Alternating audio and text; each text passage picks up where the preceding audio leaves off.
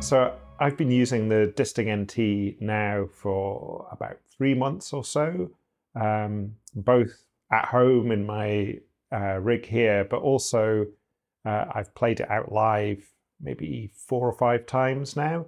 And it's very quickly become one of the modules that kind of sits in the center of my system. I think one of the things it seems to me that the disting NT does is carries on a tradition, at least I've been aware of since the Mark IV. The Mark IV for me was a module where whenever you're looking at your system and you're thinking, I really wonder if I can do this function. You always knew if you had a Mark IV in your case that you'd be able to do that. And so I would find myself setting up the Mark IV with some algorithm or other. And then that same question would occur later, a week or two later, and you realize you needed another Mark IV to fill that role. And it seems to me that what the disting NT does is takes away that restriction. I've not yet run into a situation where there are too many algorithms running. So I think that's one of the things that it gives you, or it has given me in my system, is the feeling of freedom, of not being restricted by the selection of modules that you've bought. So I never look at my case and think, oh, I wish it could do this thing, because I always know that there's going to be a way of making that happen with the NT. Despite that, I think one of the things that I've found using it is that you have to sort of make certain decisions about the way in which you're going to integrate it into your system. And I found myself using it in possibly a slightly idiosyncratic way, which is to treat it as entering and exiting a patch at lots of different places in my system.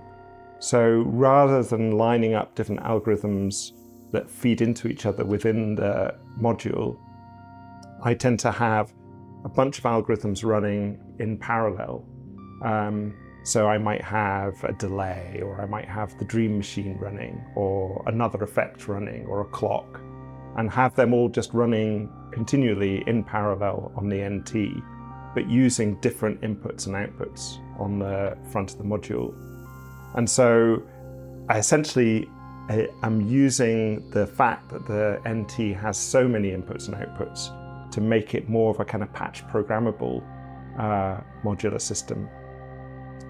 So rather than diving into the setup of the module and linking different algorithms together within the NT's software, I've been reaching for patch cables and building patches where, a pair of outputs from the module go back into a different pair of inputs on the same module to create a specific flow of signals through the system that are there for that particular performance. And then I'll take all the cables out and build something differently, even if it's running all the same algorithms. And one of the things that struck me is that the module isn't necessarily designed to work that way.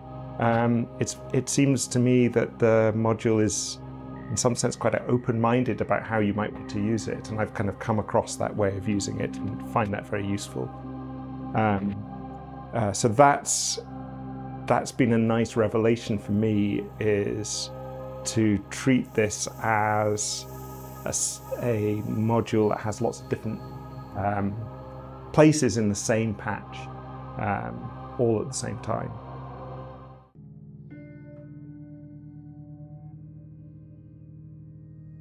I think one of the things that's for me really important about having a modular synthesizer is being able to control parameters very easily with your fingers. A lot of people think about modular and think about modulation as being a really key part of the sound. and we'll use things like LFOs and so on to control parameters and envelopes. But for me, I really like doing that by hand. I like the feeling of playing a modular system using knobs and sliders. So what was really important to me with the NT is to learn how to control parameters within the patch that I've created on it using my fingers. And I do that in a number of ways. So firstly, the interface itself it's I think very cleverly designed to make it easy to modulate particular parameters. So you can set up your system so that you have a display for the algorithm running, and then one line of the parameter list at the top, which you can control very easily using the pots and encoders. But you can also very quickly switch between different sections of the set of parameters in an algorithm and control them nicely as well. And the way in which the pots work, where there's a kind of soft take up of the position of the pot, is very pleasing. It feels very natural. So that's a way that works straight out of the box, as it were.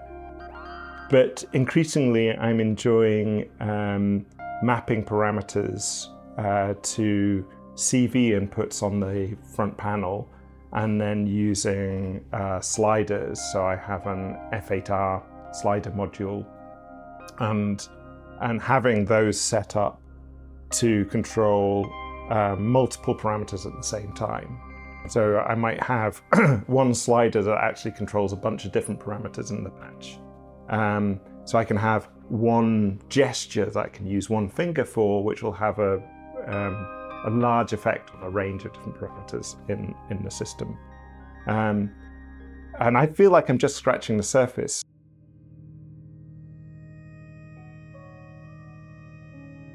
So ever since the disting EX came out and we got to see what these kind of modules could do in terms of their more extensive algorithms, I've been interested to see the choices that Oz has made for the selection of algorithms that go into these modules. And it's always struck me that there's a particular sound that I am very attracted to that I wasn't able to recreate with any of the EX algorithms. And it's a sound that I kind of first heard when I was playing around with the monome norns. And it's the sound of a buffer, an audio buffer, being played back at different pitches, often with glides between pitches. So there's quite a few algorithms in the norns ecosystem that use this kind of sound. So a bit like a kind of glitchy tape effect, where you're hearing sounds that's just been produced, played back in little snippets. So obviously there's the granulator in EX and in the NT, but this isn't a granular sound because there are individual slices being produced. The closest it could get in the modular world was the qubit data bender, which does this effect really nicely. But I felt like it would be really nice to kind of build on that sound. So I suggested this to Oz, and I'd actually built a version of this effect using Max MSP to run in the Ableton Push 3 environment. And I described the effect to Oz, and he went on and built a version of it that runs in the NT, and we went backwards and forwards and tweaked the design together. And this effect has become part of the sound of all of my live sets and everything I've released over the last year or so. And it's extremely gratifying to have it there in the disting NT as the Kirbinator algorithm. I'm really intrigued to see what other people do with it. And in fact, I've already seen an example of someone using it to affect not audio but CV, which I never would have thought of. And in fact, it's a really effective way of generating interesting rhythms to feed a clock to the Kirbinator and then slice it and dice it and play it at different speeds with glides. So yeah, that's very exciting. It's kind of flattering to have an algorithm to recreate the sound that I was looking for in my head in this new module.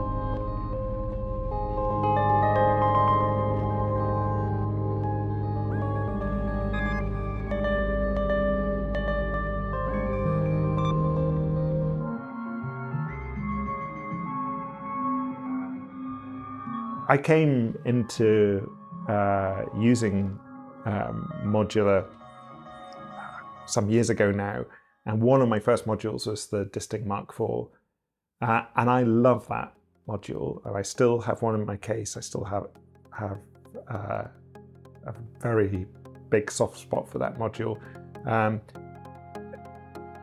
I like the way it sits there, and it sits there doing one function, often for months and months at a time, and I can reach for it and I know what it's going to do.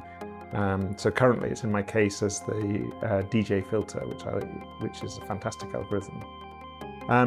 I think what I'm excited about in the NT is to finally see all of the Mark IV and EX algorithms appear on the NT. I hope that eventually happens, because really then it's the exciting thing will be to think about ways of patching them together. What could you do if you had 30 Mark IVs running utility algorithms? You could create an incredible generative system, for example. The ways in which you can process CV internally in the NT through the huge variety of Mark IV algorithms will be very exciting. I've already seen some example patches where people are doing really interesting things, changing parameters within algorithms from other algorithms. I think there's going to be a lot of surprising things that come out of lots and lots of simple building blocks being available to put together within the NT platform. So I think that's the thing I'm looking forward to, is just that huge library of power of utilities within the one platform.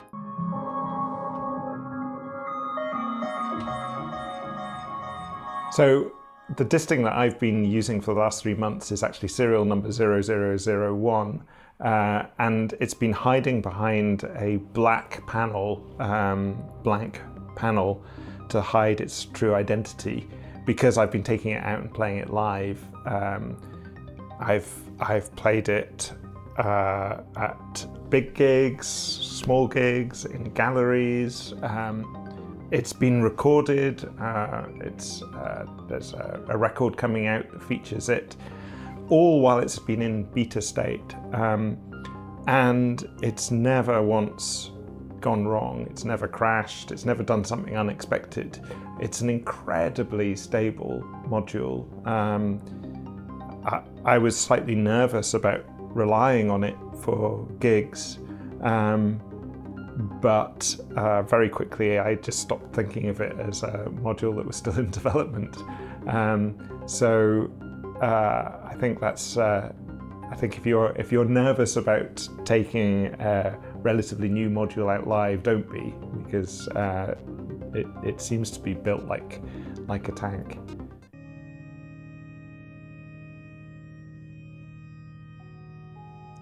So maybe it'd be useful to just talk you through how I'm currently using the Disting NT. I'm currently playing as part of a 3-piece called The Shell, which is modular synth, saxophone and drums.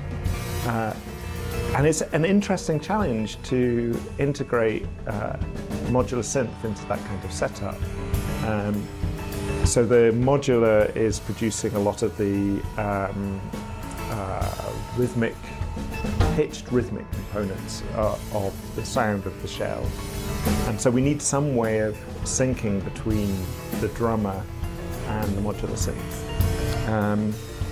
And initially we were thinking of using maybe triggers from the drums and so on, but in the end that just didn't work.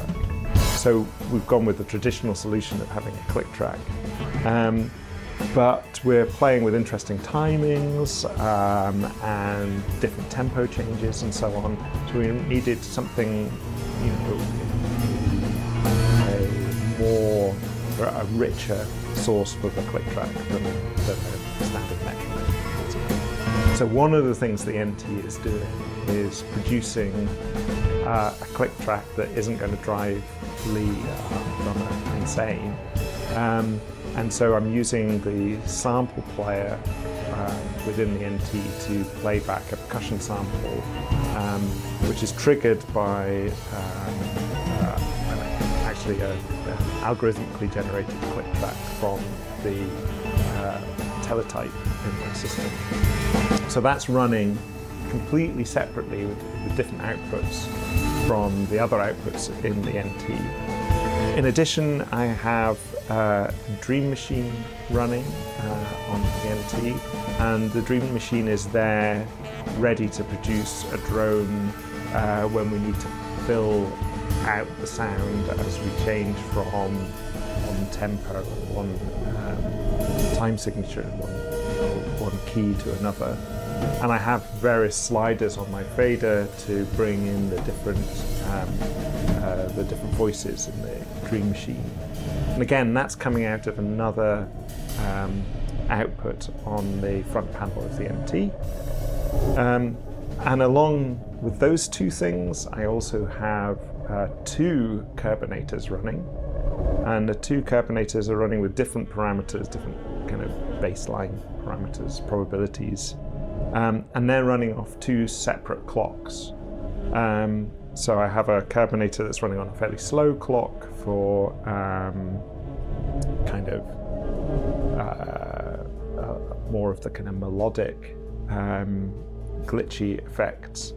And then I have one going on a very fast clock, which is much more percussive. And of course, all of those things are synced to the clock that's running the sequences in the in my case and the click track. And again, those two Kirbinators have different inputs and different outputs on the front panel of the disting. So there's no internal routing going on, which means I've used all of the inputs and outputs. But the nice thing about that is that I can have them routed through different effects. In my case, I can have them pulling different mixes to be affected. I can do feedback patching if I want to.